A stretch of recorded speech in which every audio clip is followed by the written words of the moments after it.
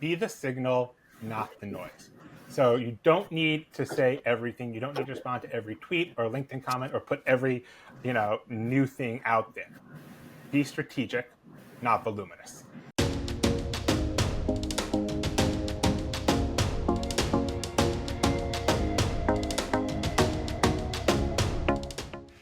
Welcome to the Leader's Mindset, where we bring you conversations with leaders who are making an impact in business and our communities. My guest today is Joshua Altman. He's the Managing Director of Beltway Media and in DC and a Fractional Chief Communications Officer. Thanks for being here today, Joshua. Thank you for having me. So, as a communications officer, you've got a lot of strong feelings about things. You've got a lot of experience about things. Let's start by telling us why we don't want to be on the front page of a tier 1 publication. If it bleeds, it leads. That's the old saying. That was, one of the first things they teach you in journalism school. And that means on the front page, you've got usually bad things, bad news. Where you have good things, you basically have win elections, win Super Bowl, lands on moon. If you're not one of those three things, it's probably bad news on the front page. So be on an inside page. That's where you want to be. So for all those folks who like attention like me, you want your attention inside the paper, not on the front page of the paper, because you want to get attention for the good things you do, not the bad things, right? Exactly. So how do you help people? What does a chief communications officer do for those executives or those business owners or founders? And specifically, what do you do as a fractional chief communications officer? So a chief communications officer, what we do is shape perception and build and maintain trust long term. So what we do is we take integrated big picture views of how messaging impacts your business, your reputation, your growth, stakeholder confidence, combining that with hands-on work to develop consistent storytelling across your channels, internal, external, digital, print, collaterals, things like pens that you hand out, all of those things. Fractional, that means we're not your full-time employee. We're contractual part-time workers, but unlike an agency, who might be more project-based or task-based, we're fully integrated with your team. So it's an aligning of interests in a way more than maybe an agency is working with a client. Well, I don't want to say agencies are not aligned, but we are much more integrated. We are, fully part of your team.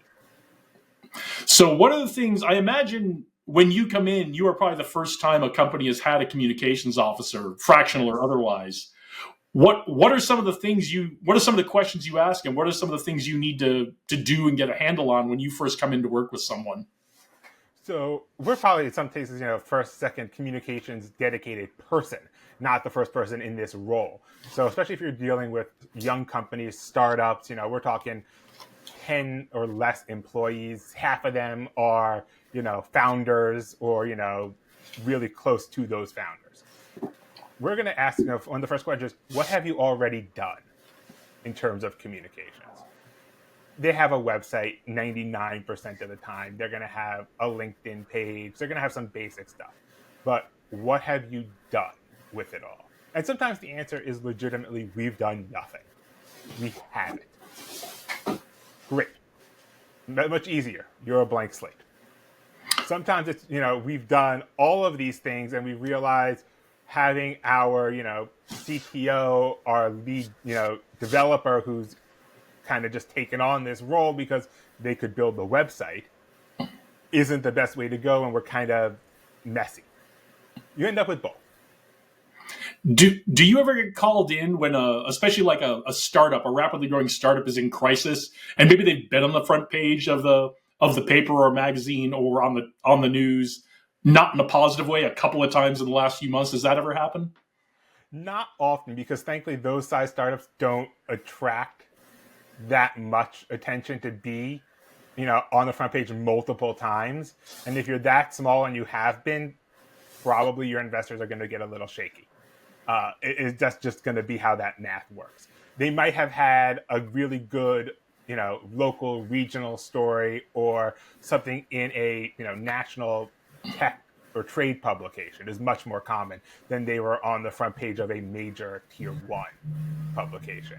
And usually it's something neutral to negative in that situation. Hey, they're here, they got a fundraising round led by, whomever, Goldman Sachs, whatever it is. That's much more common than major privacy breach of 10-person startup, causes catastrophe. Their size just doesn't allow for that yet. Got it. So what is usually the catalyst for one of these companies to call you?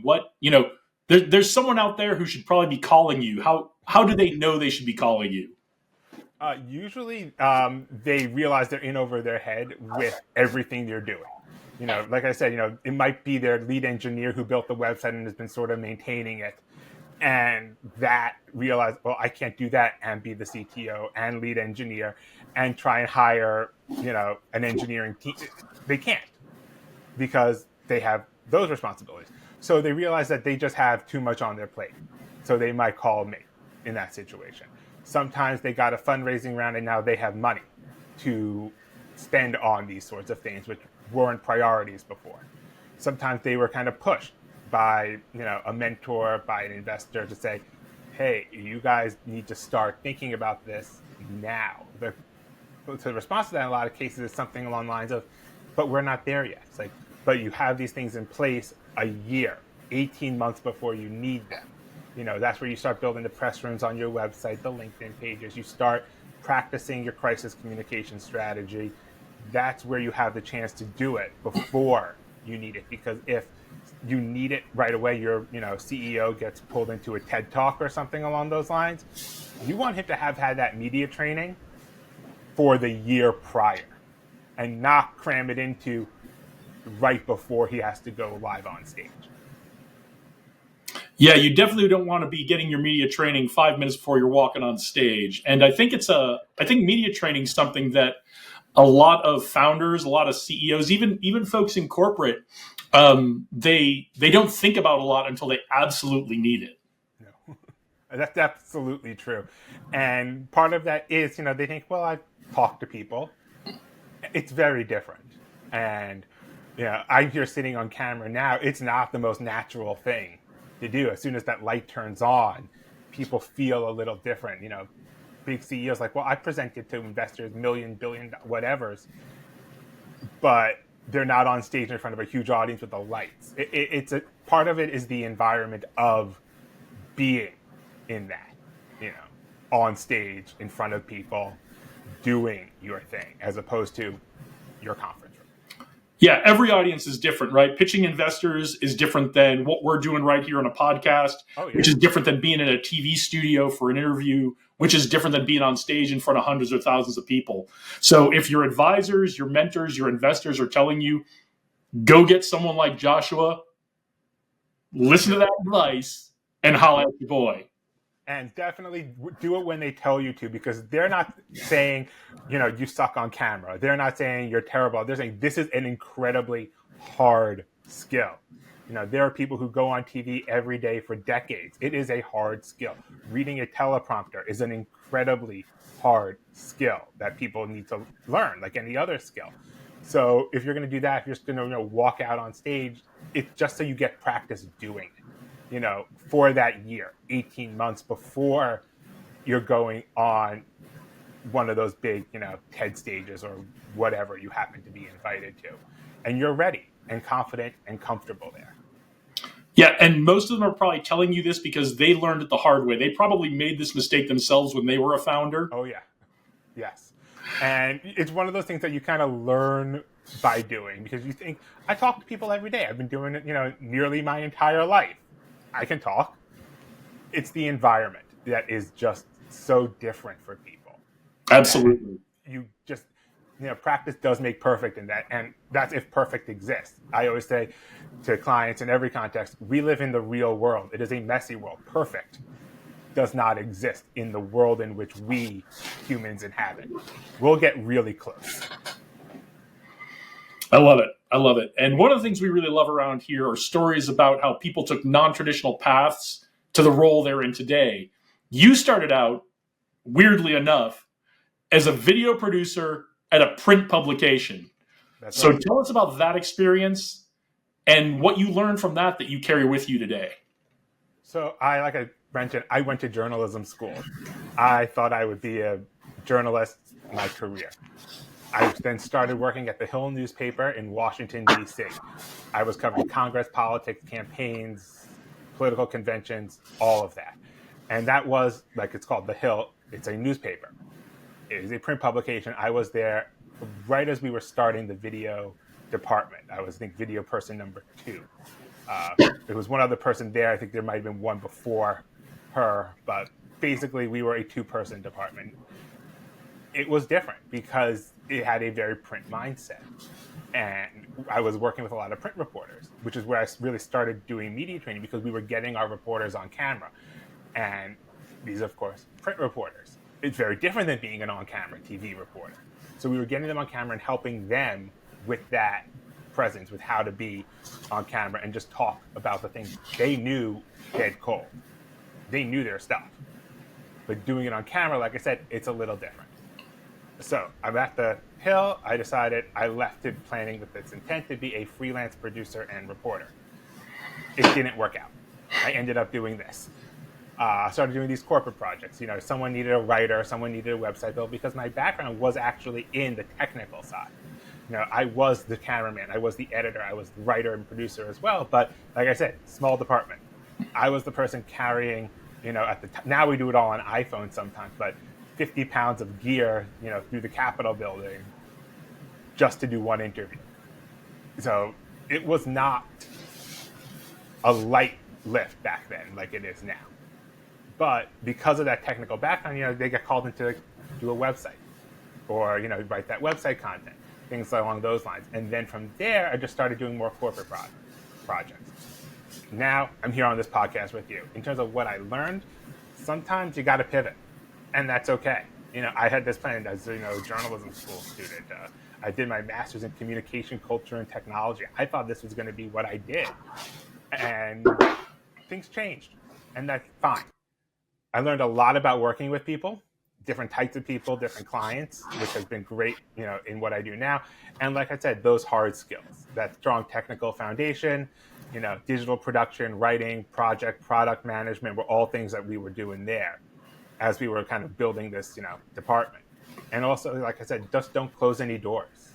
You know, I said pivot, but if I had said, you know, this is what I'm going to do, and I'm kind of just doing this corporate project now because it's here, but I would have closed that door to something that's great that I get to do now and work with just interesting people and interesting companies. Yeah, I think one of the worst things you can do as an entrepreneur or freelancer is when someone comes to you and wants to pay you to do something for them, to say, that's not really what I do, right? Yeah. You know, we should keep an open mind about that. Now, if it's a moral issue, it's a values issue, that's sure. That's a totally different situation.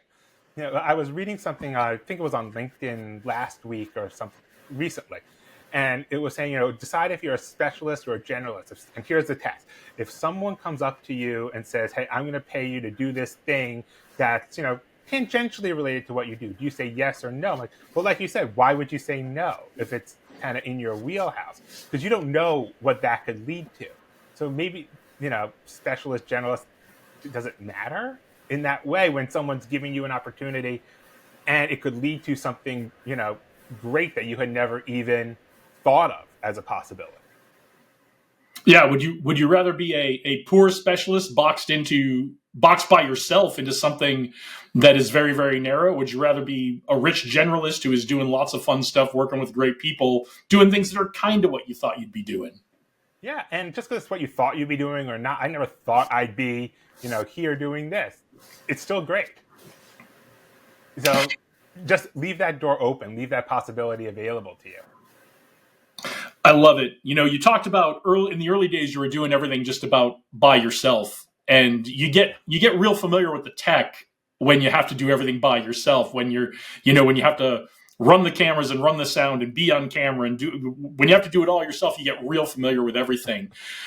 Besides the size of the gear, because we take video for granted now. A lot of us are doing stuff on phones or small cameras, small microphones. We really have a ton of great gear now. How has the technology changed? Both, not so much in terms of the gear, but the background, the what we don't see in media. Well, I think what we're doing right now is just a great example of it, because 10, 20 years ago, us doing, you know, off of, you know, standard office style internet connections, doing this multi-time zone, live video would not have been possible without the biggest of big budgets.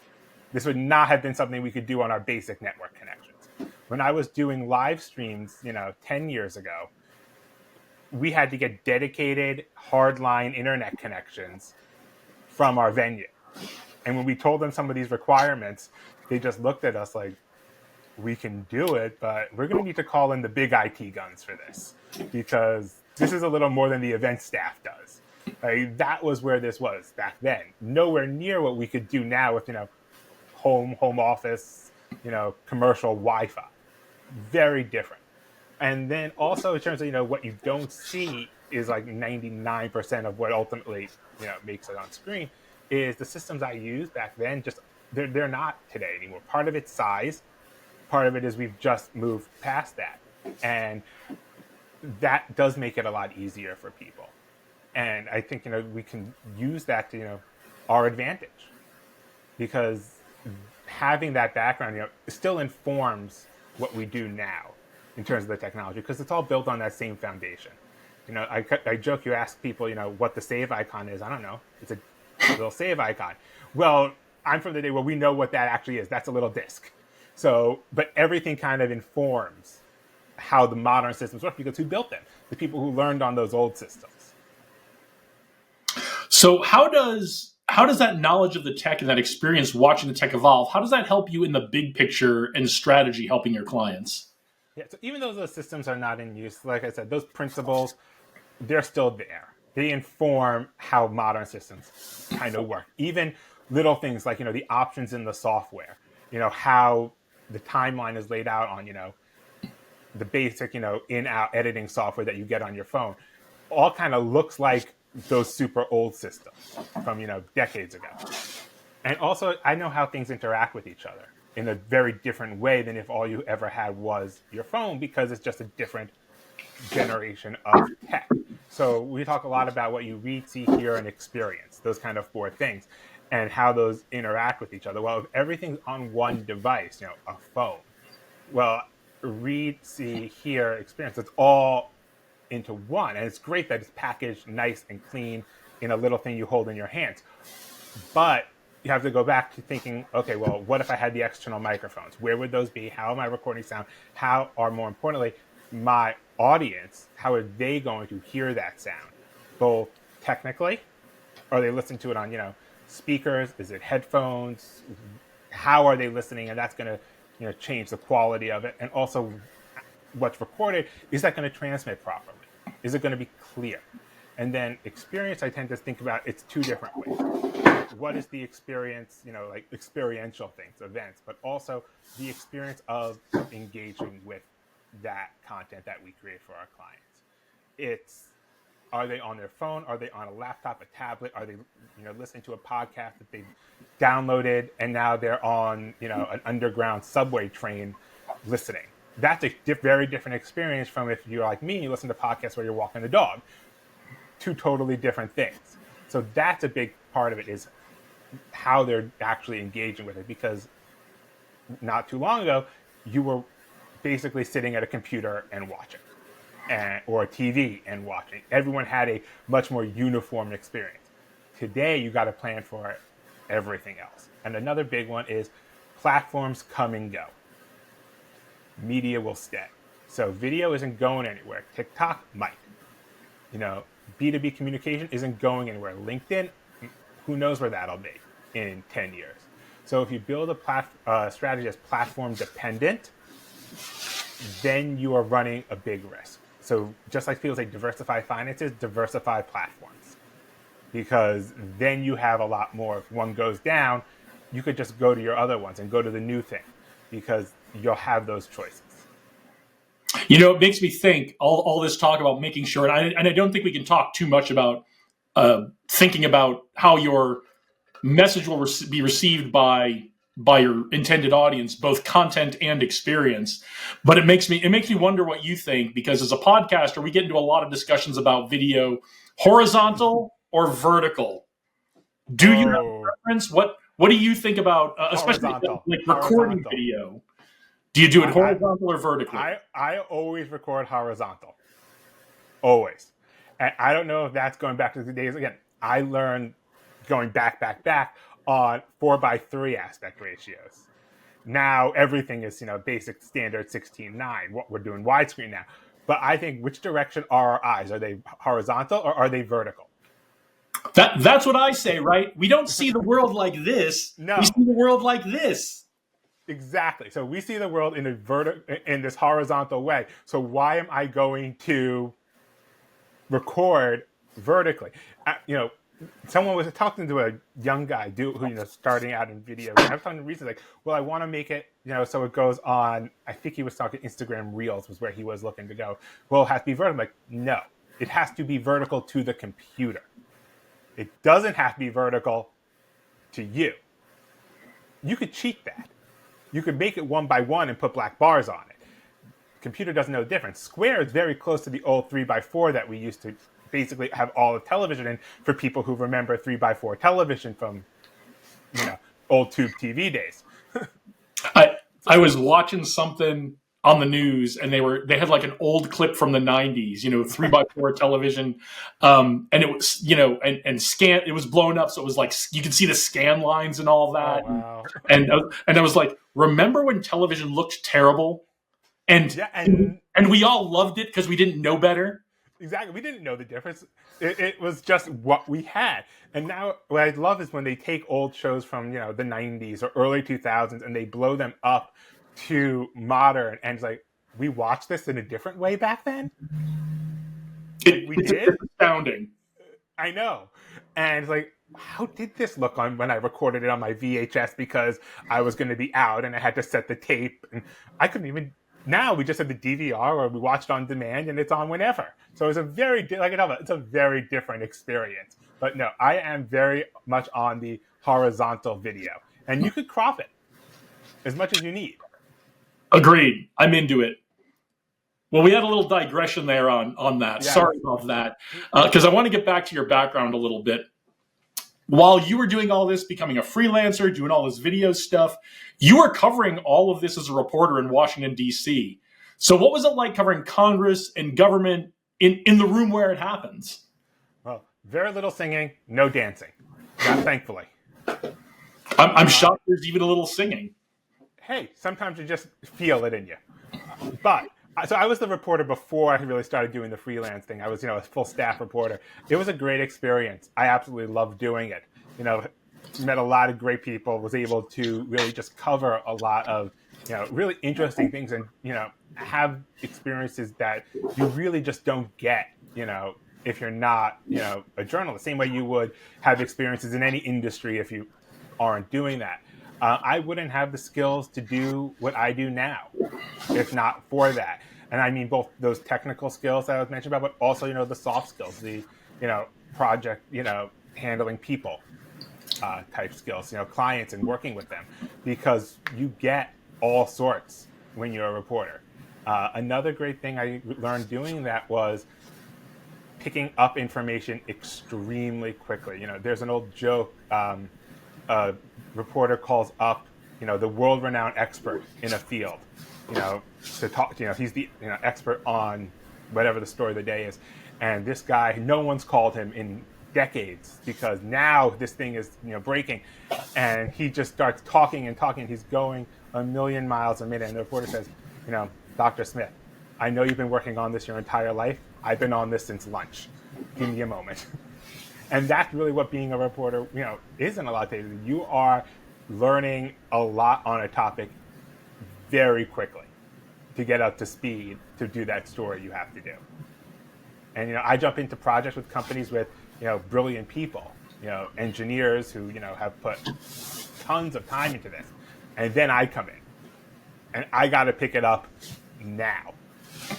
And I don't have to be able to do the engineering math. I just have to understand enough to talk about it. Yeah, I don't think those of us who are civilians appreciate how challenging that job is as a reporter, whether it's something highly technical in engineering or something highly technical and arcane from government or something like that, right? Yeah, I think people kind of love to diminish journalism now, diminish reporters, talk about all that. it's a very hard job if you're really doing it, and it's something I absolutely enjoy doing. But you really do have to pick up a lot of stuff quickly that's thrown at you and filter out a lot, because most of it isn't going to make the 800 word story. It just can't, because what we would call back then column inches. Now, less of a problem with the internet, but same premise. You're not going to write 2,000 words about the most mundane thing. It might get a 400 word routine blog post. Congress just did the procedural things they do every day to move the bill forward. Important, not 2,000 words, but you don't have to put in all the excess. And filtering that out and learning it is, you got to pick it up fast. And that's on any reporting beat. You just have to pick that up. Yeah, and now we've all got to think about how we communicate something in a YouTube short or an Instagram reel or a TikTok now, right? It's not about several words. It's about, I got 90 seconds tops to get this across. You got 90 seconds, and you have to do, you see some editing styles on this. They put a lot of graphics on, things are moving. It can be very distracting, which I think experience-wise takes away from, the content. In most cases, do graphics. Use them. I love them. Use them appropriately, to really get home, immediate information that you need. But you don't need to fill all 90 seconds. If you only have 30 seconds, use it. I was at, I think it was one of my, first internships in journalism. I asked, our big editor, how long should this piece be? And she said, however long it needs to be. I'm like, okay, that works. She didn't say, it has to be 3 minutes, 27 seconds.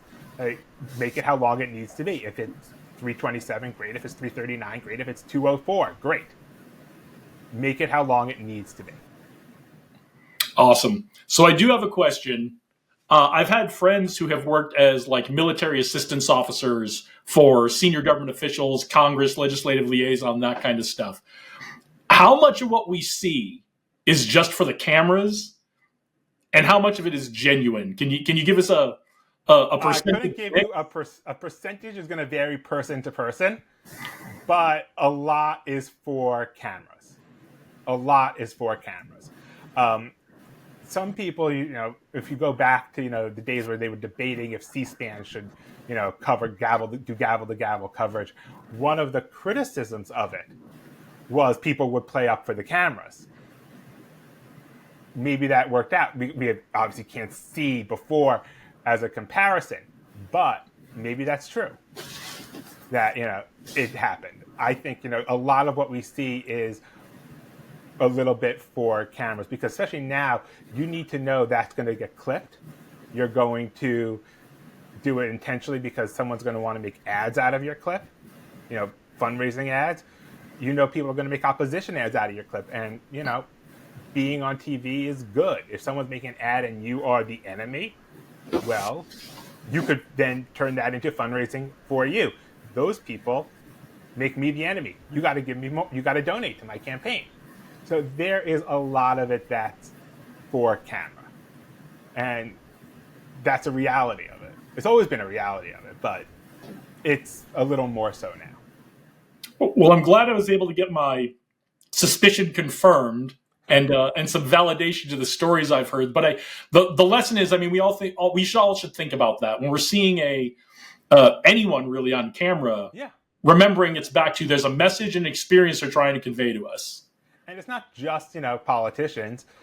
Think about actors. We love seeing photos of actors just out dressed like normal people, getting a cup of coffee or walking their dog or picking their kids up from school, doing normal people things. Why? Because they're not in their actor persona. They're not, and these are of course professional actors.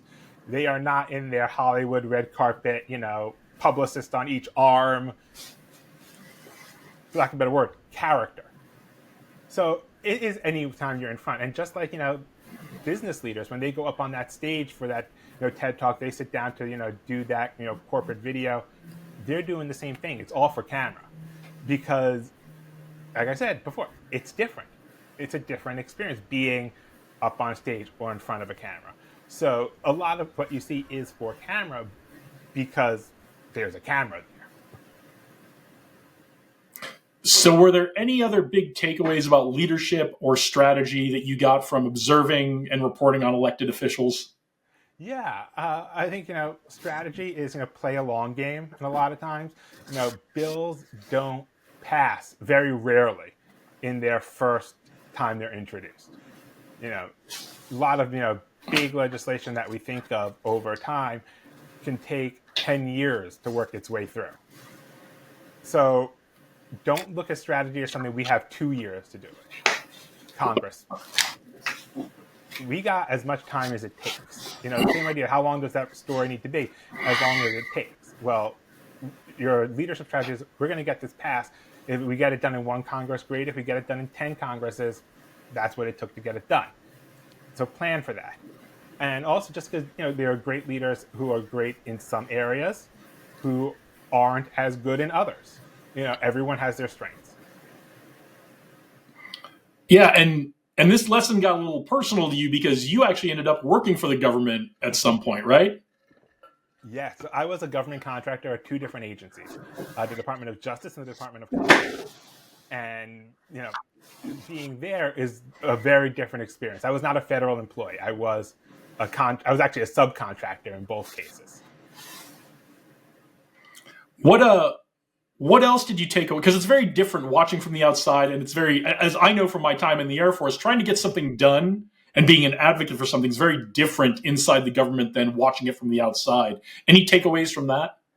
Yeah, so I came on projects very specifically to provide, communication support for those specific projects. Things like stakeholder engagement, leadership communications, agency briefings for cabinet secretaries, website development, content, creating one-pagers, other collateral, agency reports, for public consumption.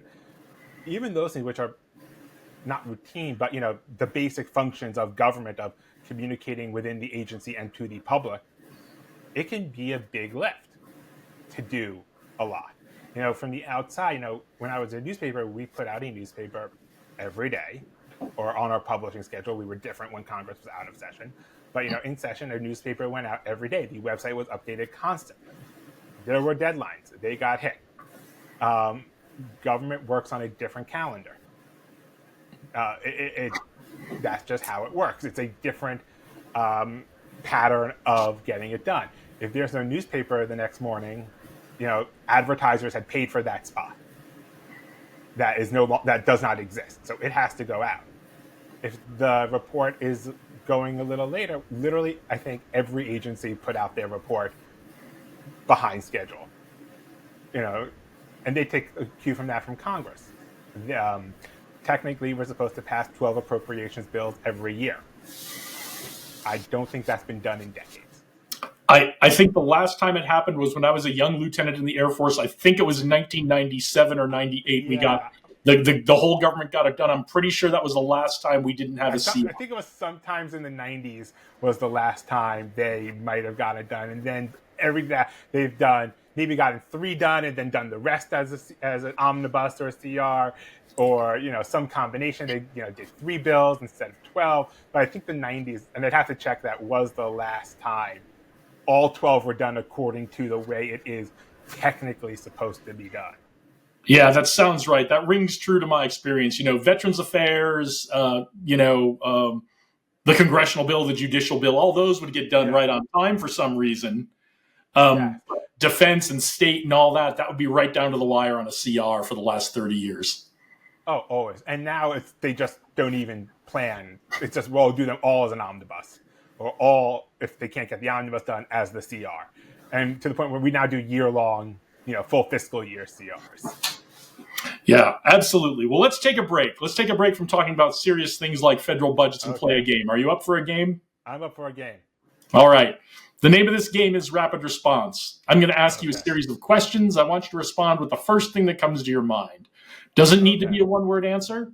Elaborate as much or as little as you'd like. We're just trying to get the first thing that comes to your mind and get to know you a little better, okay? Let's go for it. All right. You ready? Go. All right. Joshua Altman, rapid response round. Your time begins now. Podcast recommendation. Yours. That's the only answer we don't allow here. We have concerns. Okay, great. I don't think I know that one, but I'll check it out. It's been around for probably like 7 or 8 years. They took a little hiatus, and then they were very concerned about COVID and came back. Okay, cool. Cool. Your favorite platform to communicate on? Email.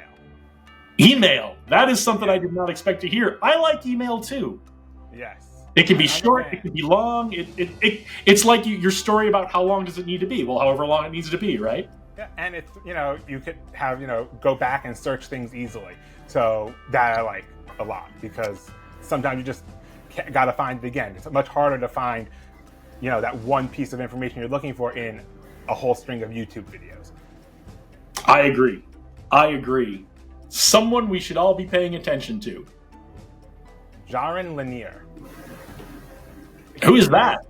Yeah, he's an interesting guy. He's actually one of the innovators of VR back in the 80s, and he's still around. He is also a musician, among other things. He's written a few books. He's a technologist. He called himself a humanist. Very interesting guy. I can't say I'm always in agreement with him, but good to read, thought-provoking, very well thought out things come from him. So definitely someone to pay attention to. Yeah, I think those are my favorite kind of people to follow and pay attention to. I don't agree with everything they say, but it's always compelling and it's always well thought out, right? Yeah, and because he's done a lot of things, VR, books, he's a musician. He brings a lot of different influences into it. All right, well, everybody get on that. Go. That's your homework. Don't do it now. Wait till the podcast is over. But go check that out. All right, you get a choice here, so don't answer right away. Okay. What is either your get pumped up song or your walk on music? Never thought about walk on music. Probably something meta about walking in or walking on. So Walk Right In by the Rooftop Singers. Old song, most people never heard, but makes a good walkout song because people definitely not expecting it, and little meta about walking in. I like it. I've never heard of it, but I'm going to check it out as well. This is the best part about doing this podcast and this game is I find all these things that I don't know about that I get to go check out. The biggest influence in your life? My dogs. How many dogs do you have? At the moment, one, but I used to be a dog foster. Then I kept one, and now I manage other foster dogs that other people have the physical dog. But definitely all I had over the years about 6 fosters. Yeah, I know someone here in town in Vegas who fosters cats. Yeah. And the number varies between about 2 and 9 at any given time. So yeah, I only ever had one at a time.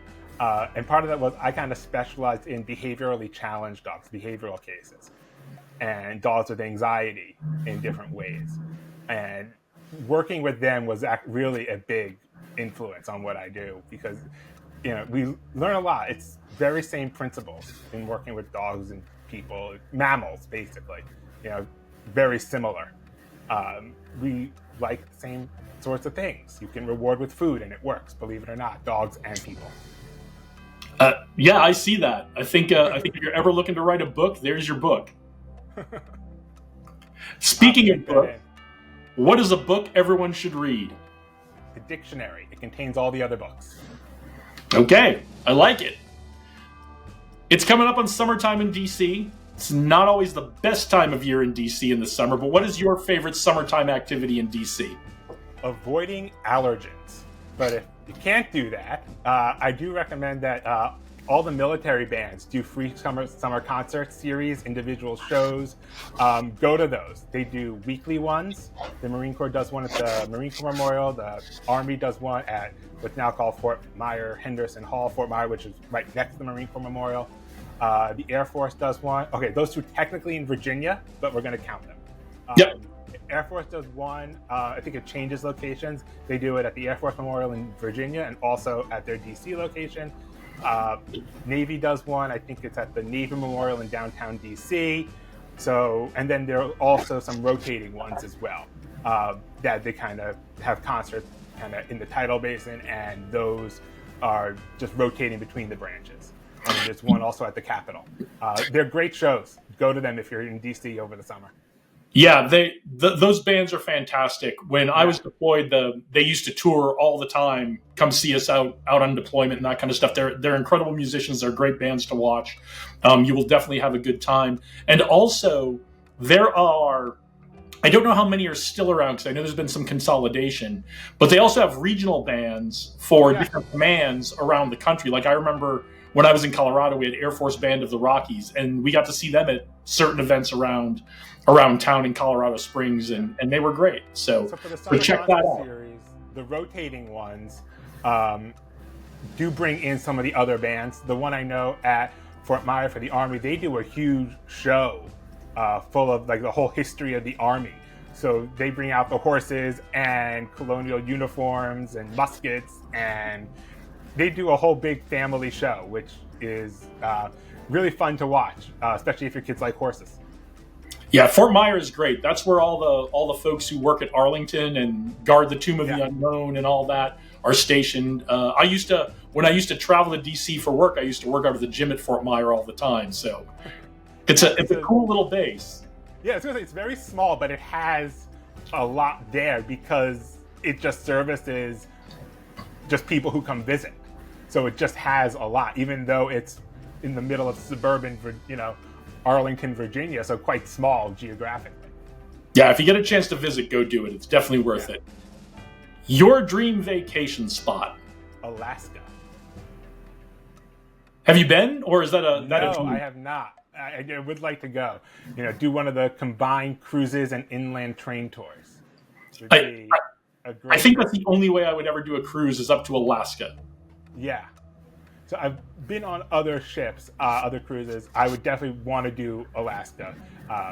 Again, the combined cruise, and then you go out one way on the ship, and then I think it's back, or you do the reverse, inland on basically trains. Yeah, the train ride sounds fun. I'm into that. Yeah, because the U.S. we don't have we have Amtrak, but we don't have a European style, rail network.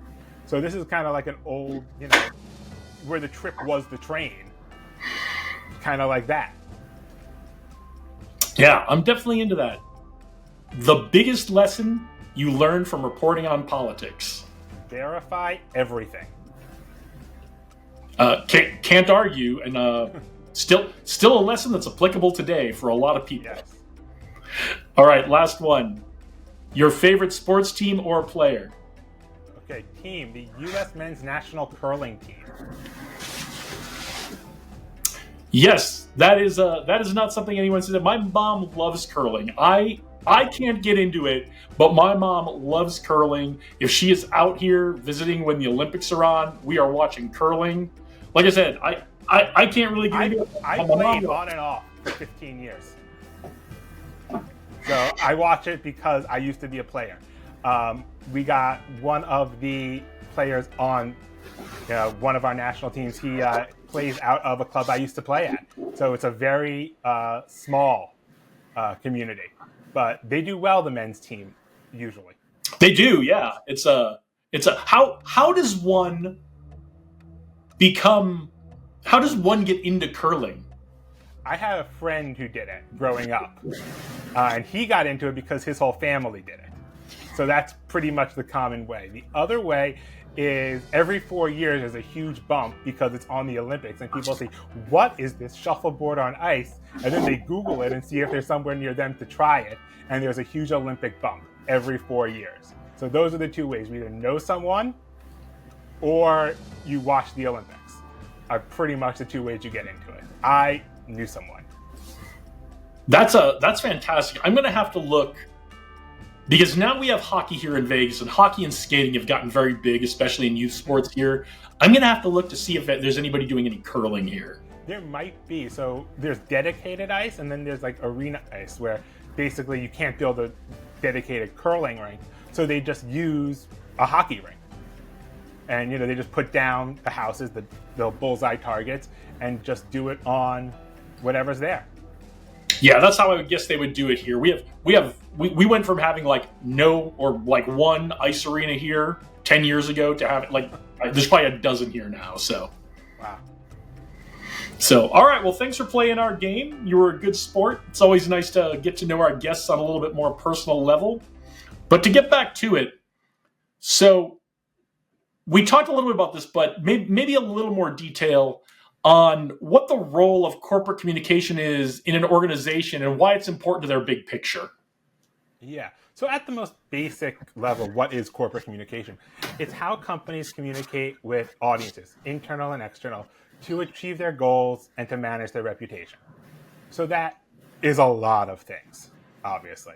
It's also those four things. What do people read, see, hear, and experience coming from the company?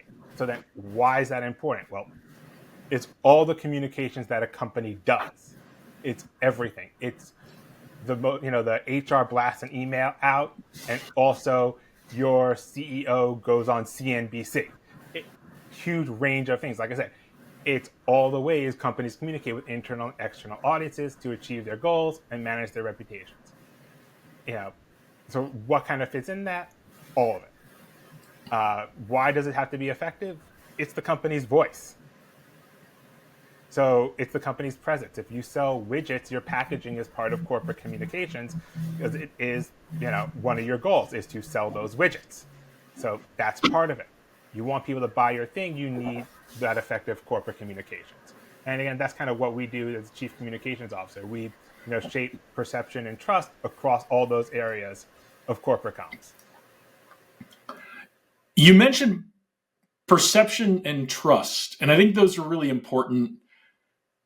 But they're different for different clients, right? So how is your thought process different when you do corporate communications for the government than when you do it for a private enterprise?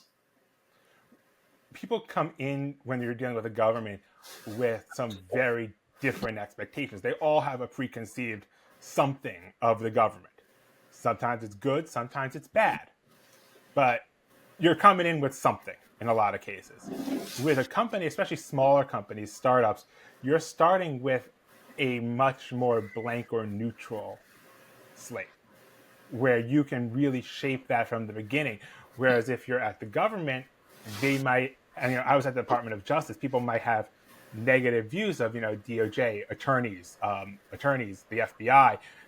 People might have less than positive feelings about them. So you then have to work, using that to be like, hey, no, we are actually the agency. I was at a non-law enforcement agency. We had no ability to enforce any laws in that department. So here's what we do different, and here's why you can trust what, the person you're talking to from the agency, the materials we provide, our website, everything. Private company, very different. They're neutral if you don't know them. You've heard of, it's a startup with some name that has, syllables that don't make sense and spelling that has no vowels. So you're just kind of going in and like, okay, what is this company? Okay, I can read about them. And you've got to make that good first impression. Yeah, one of the hardest things about entrepreneurship is nobody knows you when you first start, and that's a challenge you have to overcome. It is. And so you started your entrepreneurship journey about 10 years ago, I think it was. You did some of the government work while you were doing that at the same time. I wanted to get your take on a lot of investors and even a lot of entrepreneurs buy into this burn the ships philosophy. What do you think about that? I'm not a fan. Like I kind of said, don't close doors, which is why I don't like burn the ships. To keep with the the metaphor ships, they can go other places besides back. They can take you around obstacles to a different opportunity, which is why I tell that story about what I was reading, being a general versus a specialist. Well, where will that lead you in a year, in 10 years, if you take that opportunity? So look at that, which is why always leave things open. And that burn the ships mentality doesn't always apply evenly. If you look at a lot of big industry leaders, they have their hands in a lot of pies. They might have 1, 2, 3, 4, what they call their main businesses, a charitable foundation or other charitable endeavor. They're on boards, they give paid speeches. And pretty much unless their stocks and sales are tanking, they don't get criticized for it. Their goal is to be involved in as many things as possible, to diversify what they do, where they're seen, because they understand, if my charitable foundation's doing good things, that improves perception, which improves how people buy my other products. They have a good idea of me. So they see how that kind of amplifies their other businesses, which is, again, something I talk about with clients. How can different things amplify each other? All right. So don't burn the ships. Buy the vowels in your name. Do you have any other advice for startup founders, especially early stage startup founders, when it comes to their corporate communication? Yeah, I would say don't try and do everything. Definitely, focus on what you can do with your expertise. That's why people come in and, hire people like me when they have that ability. The other thing I think of is, they say, how can you explain your idea? Can a founder explain their principle, their product, whatever it is, to a 5-year-old who was just given a new puppy? I call it the puppy test. For us, Fractional Chief Communication Officer, they shape perception and build trust. Okay, can a 5-year-old who was just handed a puppy understand that? I like to think so. You could explain both those things in terms of a puppy. How you see the puppy, how the puppy sees you, trust of the puppy. Very good. Now, you don't always have to explain the thing in terms of the puppy. It just happens to help because a 5-year-old who's given a puppy is not focusing on something other than that puppy. Like, we all know that. And then don't treat your comms like an afterthought. Communications is your startup superpower, is your small businesses. Media, it is where your power is. So you need to harness that and use it in a way that really can benefit you. And then when you bring in that expert, to really help with that, it does force you to explain your ideas to a new person, cold, who doesn't know, who isn't a biomedical engineer, who doesn't have that same background. And if you could explain it to your comms people, you could explain it to investors and customers. That's great. One of the biggest challenges outside of startups and entrepreneurships and larger organizations, corporations, the government, one of the biggest challenges they have is when they do go through changes, is navigating that change and communicating that change effectively to their own teams to achieve the objectives they want for the change. Does that same advice apply, or is there something else leaders in a bigger organization should be thinking about for affecting change? If you're going to affect change, you got to get buy-in. Again, when I was at government, those are huge organizations. And as you know from government, if people are tenured, you really need a lot more buy-in from, staff to do anything because they have, a lot of ability to kind of push back, which you don't necessarily see in the private sector.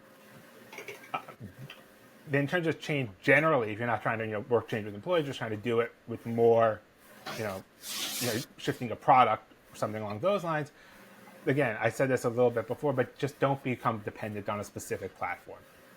When we saw, TikTok was up for sale, about to shut down, there was a weekend where it almost did and then came back. They were running ads about how businesses would basically fail if TikTok shut down. Well, they built their entire business on one platform. Great for TikTok. These companies were very successful with it. But if TikTok did shut down, where would they be? So diversify those platforms, when you're trying to make a change, because you don't know where you're going to reach people. And then also just remember your goal. A pitch deck's job isn't to get a check. It is to start a conversation and continue a conversation. So if you're looking at this deck is going to get me money, that's not the goal. That is an ultimate objective, but that's not what the deck is trying to do. So a question I always ask is, what is this thing trying to accomplish? It's trying to accomplish a conversation. So target for that. I love that advice, and I'm going to steal that and start sharing it with some of the startup founders I talk to who are pitching in our ecosystem now, because they're focused on the money, and rightly so. But when you're pitching to investors, you're building a relationship, and that starts with a conversation, right? Exactly. And, they know you're pitching them for money. They know you pitching. So we don't have to say, give me money. Like, we all kind of know that that's what this is about. They want to know you, and they want to, understand what they're putting money in. And that's a conversation. And that's going to take more than a 9-slide deck. Yeah. Well, you've got a lot of great things coming up. You've got a lot of great things going on. What else is coming up for you in 2025? More podcasts, many more podcasts. They are the future. But also, we are creating some more free tools. There are resources for startup, scale-up, small, medium businesses. We have 2 on the website right now. If you go to our website, beltway.media, it's right on the top, our free tools or free resources. It has a checklist, a cybersecurity communications checklist, and a startup communications checklist where you totally free, see if you have what you need for both, a cybersecurity incident from the communication standpoint, not a tech, cyber, legal. This is cybersecurity communications. And also generally as a startup or small, medium business scale up, do you have some basic things that you need? And, no matter what you get on, this little checklist, it tells you what what you're going to have to put in if you don't have them already. All right. Well, it sounds like our viewers and listeners have a little more homework that they're going to do after the pod. I know I'm going to go get that stuff right after we're done recording here. So for everyone watching or listening right now, besides going and downloading those lists, what's the one step we should all be taking today to communicate about our organization effectively? Be the signal, not the noise. So you don't need to say everything. You don't need to respond to every tweet or LinkedIn comment or put every, new thing out there. Be strategic, not voluminous. Joshua, this has been so great. Thank you for joining us today. Where can everyone find you so they can thank you for joining us today? Well, thank you for having me. It's been a great time. We are on LinkedIn, me personally, /Joshua I. Altman. The company, Beltway.media, is /company/Beltway-media. That's how LinkedIn makes you format it. Also, feel free to email me,jaltman, JALTMAN, @beltway.media. Never a .com with us. No, and I found that today when I was sending you the email for this link to get in here. I had forgotten about that. So, so terrific. Thank you so much for joining us. I also want to thank all of you for watching and listening. If you found this conversation valuable, please go ahead and share it with someone who can use it. Leave us a comment. Don't forget to subscribe because we've got more great interviews coming your way. And if you're on a platform where you can leave a review, we would love it if you would give us a 5-star review. It helps us get these interviews out to more people and share the great advice that Joshua and our other guests have. So, like I said, we've got lots more amazing stuff coming your way. Go out there, do great things today. Onward and upward.